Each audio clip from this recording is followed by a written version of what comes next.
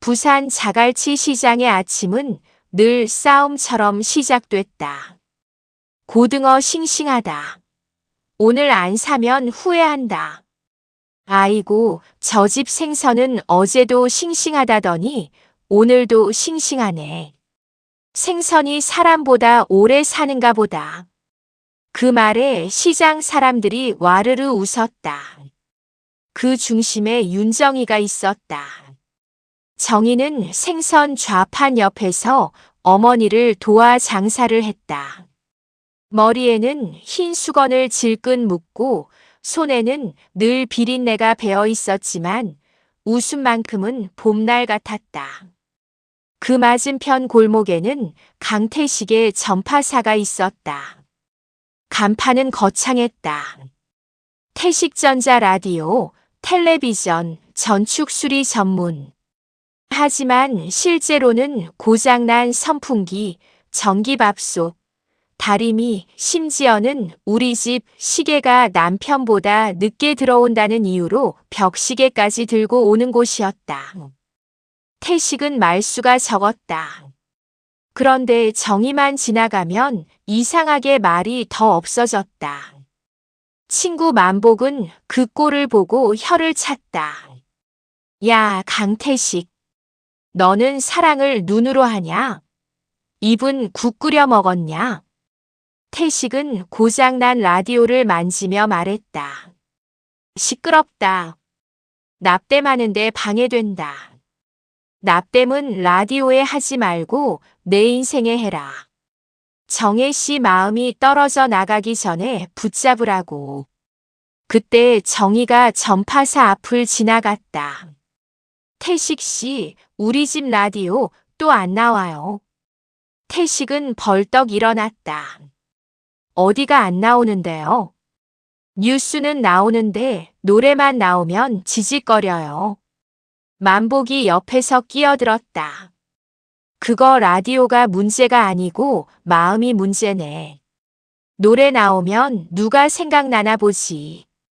정희가 웃었다. 만복 씨는 입이 고장난 것 같은데 태식전자에서 술이 안 돼요. 시장 사람들이 또 웃었다. 태식도 몰래 웃었다. 그날 저녁 태식은 정인의 집 라디오를 고쳐주러 갔다. 정희의 집은 언덕배기 좁은 골목 끝에 있었다. 방 한 칸, 부엌 한 칸. 문을 열면 바다가 조금 보였다. 정희는 라디오를 닦으며 말했다. 태식 씨는 좋겠어요. 손재주가 있어서. 좋긴요. 맨날 고장 난 것만 봅니다. 고장 난 것도 고치면 다시 소리 나잖아요. 태식은 그 말을 오래 기억했다. 고장 난 것도 고치면 다시 소리 난다. 그때까지만 해도 태식은 사람 마음도 그런 줄 알았다. 정희와 태식은 자주 만났다. 영도다리 아래에서 붕어빵을 나눠 먹고 국제시장 골목에서 영화 포스터를 구경하고 남포동 극장 앞에서 표는 못 사고 줄 선 사람들만 구경했다. 정희가 말했다. 나중에 돈 많이 벌면 영화관 통째로 빌려줘요. 태식은 진지하게 고개를 끄덕였다. 그럼 팝콘도 사줄게요. 정희가 눈을 동그랗게 떴다. 팝콘까지요? 너무 무리하는 거 아니에요? 내가 그 정도는 합니다. 옆에서 만복이 지나가다 끼어들었다. 야, 너 지난주에도 나한테 500원 빌려갔잖아. 태식은 만복의 입을 손으로 막았다. 정희는 배를 잡고 웃었다. 행복은 대단한 것이 아니었다. 겨울 바람 속에서 군고구마 하나를 반으로 나눠 먹는 것. 라디오에서 좋아하는 노래가 나오면 괜히 서로 눈치를 보는 것. 비가 오는 날 우산 하나를 쓰고 일부러 천천히 걷는 것. 태식은 어느 날 작은 반지를 샀다. 금반지는 아니었다. 은반지도 아니었다. 시장 귀퉁이 잡화점에서 산 싸구려 반지였다. 하지만 태식은 그것을 살 때 손이 떨렸다. 그날 밤 태식은 정희를 영도 다리로 불렀다. 바람이 세게 불었다. 정희가 코트를 여미며 말했다. 왜 불렀어요? 이렇게 추운데. 태식은 주머니 속 반지를 만지작거렸다. 정혜 씨. 네. 나중에. 그때 멀리서 만복이 뛰어왔다. 태식아. 큰일 났다. 태식은 이를 악물었다. 너는 왜 내 인생의 중요한 순간마다 뛰어오냐? 만복이 숨을 헐떡였다. 정혜 씨 집에 사람들이 몰려왔어. 빚쟁이들 같아. 정희의 얼굴이 굳었다. 세 사람은 정신없이 언덕길을 뛰어올랐다. 정희의 집 앞에는 험상궂은 남자들이 서 있었다. 정희의 어머니는 마당에 주저앉아 울고 있었다. 아버지가 보증을 잘못 선 빚이었다. 빚은 눈덩이처럼 불어났고 집까지 넘어갈 판이었다. 그날 이후 정희의 웃음은 조금씩 줄어들었다. 태식은 어떻게든 돈을 마련하려 했다. 전파사 물건을 팔고 밤에는 항구에서 짐을 날랐다. 하지만 가난한 청년의 사랑은 빚 앞에서 너무 작았다. 며칠 뒤 정희가 태식을 찾아왔다. 얼굴이 창백했다. 태식 씨, 내가 방법 찾아볼게요. 정희는 고개를 저었다. 나 결혼해요. 태식은 아무 말도 하지 못했다. 서울에서 사업하는 사람이래요. 우리 집 빚 갚아준대요. 정혜 씨는요? 나야 뭐. 정희는 웃으려 했지만 실패했다. 괜찮아요. 태식은 처음으로 정희에게 화를 냈다. 그게 왜 괜찮아요? 정희의 눈에 눈물이 고였다. 그럼 어떡해요? 엄마 길바닥에 나앉게 해요. 태식은 주머니 속 반지를 꺼내지도 못했다. 그 반지는 손바닥 안에서 차갑게 굳어 있었다. 정희는 떠나기 전날 전파사 앞에 라디오 하나를 두고 갔다. 쪽지도 있었다. 고장나면 고쳐주세요. 나는 못 고쳐도 라디오는 고쳐주세요. 태식은 그날 밤 라디오를 붙잡고 울었다. 소리는 멀쩡히 나왔다. 고장난 건 라디오가 아니었다. 세월이 흘렀다. 태식은 30을 넘겼고 전파사는 조금 커졌다. 흑백 텔레비전이 들어오고 동네 사람들은 올림픽 중계와 권투 경기를 보겠다고 태식전자로 몰려들었다. 만복은 여전히 허풍쟁이였다. 내가 마음만 먹으면 서울 가서 탤런트 한다. 얼굴 봐라.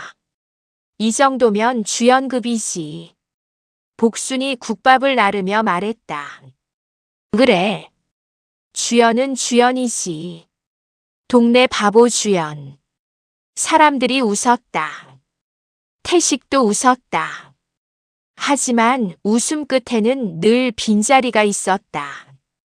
그는 결혼하지 않았다. 누가 중매를 넣어도 고개를 저었다. 나는 전선이랑 사는 게 편합니다. 복순이 혀를 찼다. 전선도 짝이 있어야 불이 들어오지. 태식은 못 들은 척했다. 그러던 어느 비 오는 날이었다. 전파사 문이 조심스럽게 열렸다. 작은 여자아이가 들어왔다. 아저씨, 라디오 고쳐주세요. 태식은 아이가 들고 온 낡은 라디오를 보았다. 순간 숨이 멎었다. 정희가 두고 갔던 것과 같은 라디오였다. 아니, 같은 것이 아니라 바로 그 라디오였다. 태식은 아이를 바라보았다. 큰 눈, 고집이 있어 보이는 인매. 정희를 닮았다. 이거 누구 거니? 우리 엄마 거요. 엄마 이름이 뭐니? 아이가 대답했다. 윤정희요. 태식의 손에서 드라이버가 떨어졌다. 잠시 뒤 정희가 문 앞에 서 있었다. 비에 젖은 어깨, 마른 얼굴, 그러나 여전히 알아볼 수 있는 눈빛. 오랜만이에요, 태식 씨. 태식은 무슨 말을 해야 할지 몰랐다. 그저 말했다. 비 맞았잖아요. 정희는 희미하게 웃었다. 여전하네요. 중요한 말은 안 하고 그런 말부터 하는 거. 정희는 남편과 사별했다고 했다. 서울 생활은 순탄하지 않았다. 남편의 사업은 망했고 남은 건 빚과 딸 미라뿐이었다. 정희는 몸도 많이 상해 있었다. 태식은 화가 났다. 정희를 힘들게 한 세월에게 화가 났고 아무것도 하지 못했던 자신에게 더 화가 났다. 하지만 겉으로는 무뚝뚝하게 말했다. 라디오는 두고 가요. 고쳐놓을게요. 정희가 고개를 끄덕였다. 고마워요. 만복은 뒤늦게 이 사실을 알고 전파사로 달려왔다. 야, 드라마다. 완전 드라마야. 태식이 노려보았다. 조용히 해라. 아니, 이건 조용히 할 수가 없어. 첫사랑이 아이를 데리고 돌아왔다. 이건 영화로 만들면 내가 조연으로 나온다. 너 나오면 망한다. 왜? 내가 웃음 담당인데. 태식은 피식 웃었다. 오랜만에 마음 깊은 곳에서 무언가 움직였다. 정희와 미라는 부산에 작은 방을 얻었다. 태식은 말없이 도왔다. 연탄을 날라주고 고장난 전등을 고쳐주고 미라의 책상도 만들어주었다. 미라는 태식을 잘 따랐다. 아저씨는 왜 맨날 얼굴이 심각해요? 원래 이렇게 생겼다. 웃으면 안 돼요. 웃을 일 있으면 웃지. 미라가 양손으로 자기 볼을 잡고 활짝 웃었다. 이래도요? 태식은 참다 못해 웃었다. 미라가 정희에게 뛰어가 말했다. 엄마, 아저씨 웃었다. 고장 난 줄 알았는데 아니었어. 정희도 웃었다. 그 웃음이 태식의 마음을 아프게 했다. 너무 오랜만이라서. 태식은 마음속으로 생각했다. 이번에는 놓치지 않겠다고. 늦었지만 다시 시작할 수 있을지도 모른다고. 그러나 정희의 몸은 점점 나빠졌다. 기침이 잦아졌고 얼굴은 더 창백해졌다. 병원에서는 오래 치료해야 한다고 했다. 돈도 많이 들었다. 태식은 전파사를 담보로 돈을 빌리려 했다. 정희가 막았다. 그러지 마요. 왜요? 태식 씨 인생까지 망치고 싶지 않아요. 태식은 처음으로 소리쳤다. 내 인생은 그날 이미 망가졌어요. 당신 떠난 날. 정희는 눈물을 흘렸다. 미안해요. 태식은 고개를 떨구었다. 미안하다는 말 들으려고 기다린 거 아니에요. 그럼요. 살아있어 줘요. 정희는 대답하지 못했다. 어느 날 밤 정희는 태식에게 부탁했다. 나랑 영도다리 한 번만 가줄래요? 태식은 아무 말 없이 외투를 가져왔다. 두 사람은 늦은 밤 다리 위에 섰다. 바다는 검고 조용했다. 정희가 말했다. 그때 여기서 무슨 말 하려고 했어요? 태식은 한참 침묵했다. 같이 살자고 하려고 했어요. 정희는 눈을 감았다. 알았으면 안 갔을까? 태식은 고개를 저었다.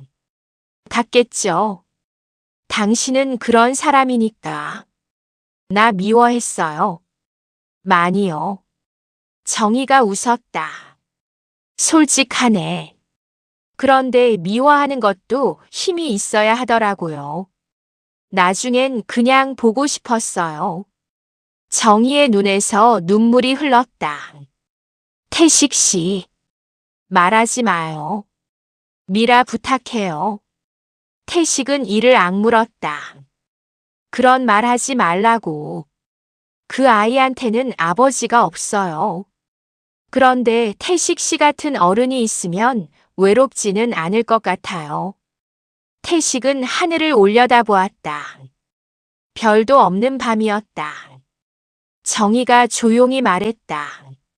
나는 태식 씨한테 아무것도 못 줬네요.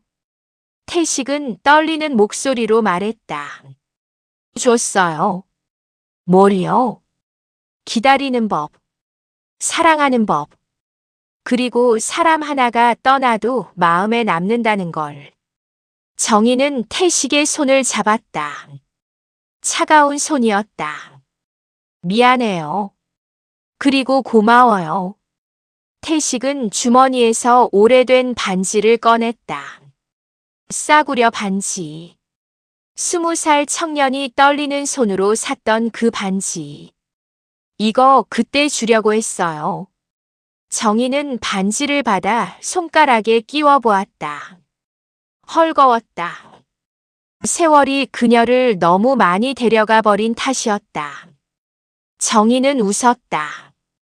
예쁘네요. 태식은 울지 않으려 했지만 실패했다.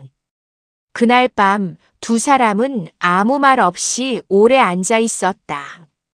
마치 지나간 세월을 조금이라도 되찾으려는 사람들처럼.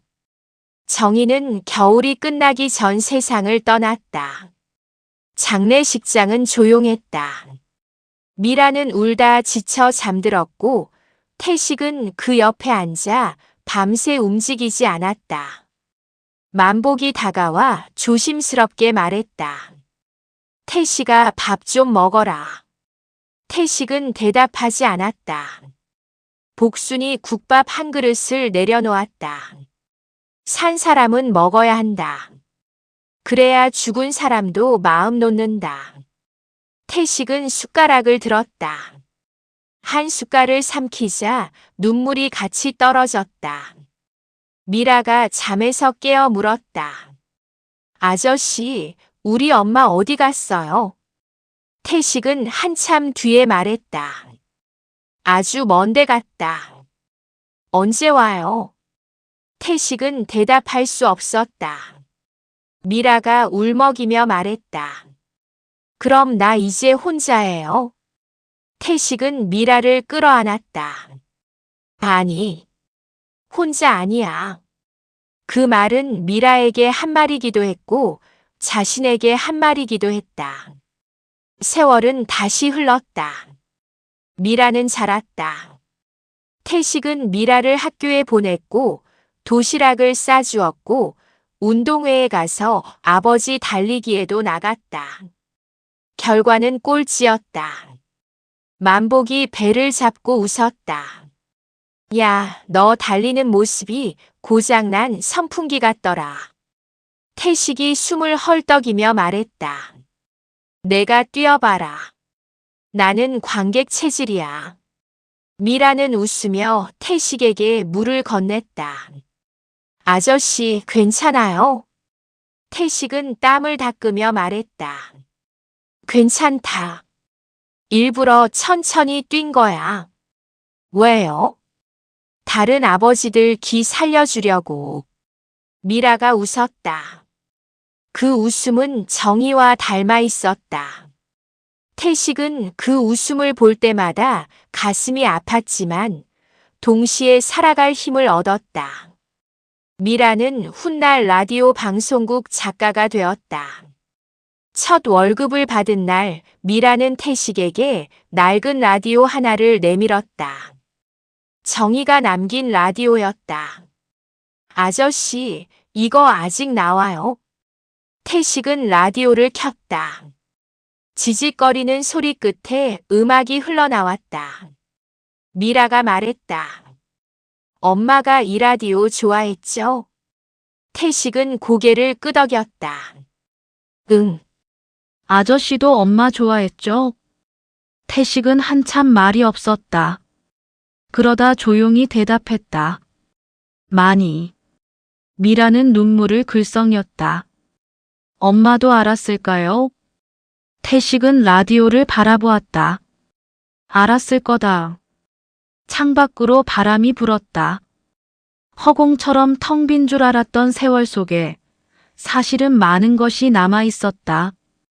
못다한 고백, 늦게 건넨 반지, 아이의 웃음, 고장난 라디오에서 다시 흘러나온 노래. 태식은 깨달았다. 사랑은 떠난 사람을 붙잡는 일이 아니었다. 그 사람이 남기고 간 것을 끝까지 지켜주는 일이었다. 미라가 말했다. 아저씨, 왜? 나 결혼할 때 손잡고 들어가 줄 거죠? 태식은 헛기침을 했다. 그걸 왜 내가 해? 미라가 웃었다.